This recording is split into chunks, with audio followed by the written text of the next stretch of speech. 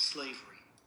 Since no man has any natural authority over his fellow men, and since force is not the source of right, conventions remain as the basis of all lawful authority among men. If an individual, says Grotius, can alienate his liberty and become the slave of a master, why should not a whole people be able to alienate theirs and become the subject to a king? In this there are many equivocal terms requiring explanation, but let us confine ourselves to the word alienate. To alienate is to give or sell.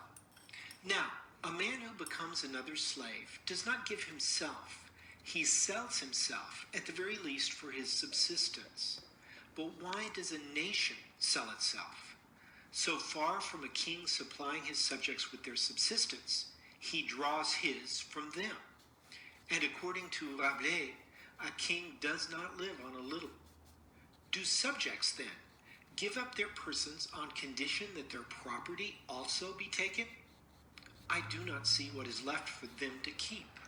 It will be said that the despot secures to his subjects civil peace. Be it so, but what do they gain by that, if the wars which his ambition brings upon them, together with his insatiable greed and the vexations of his administration, harass them more than their own dissensions would?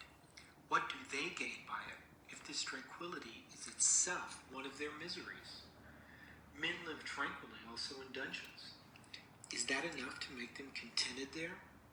The Greeks confined in the cave of the Cyclops lived peacefully until their turn came to be devoured.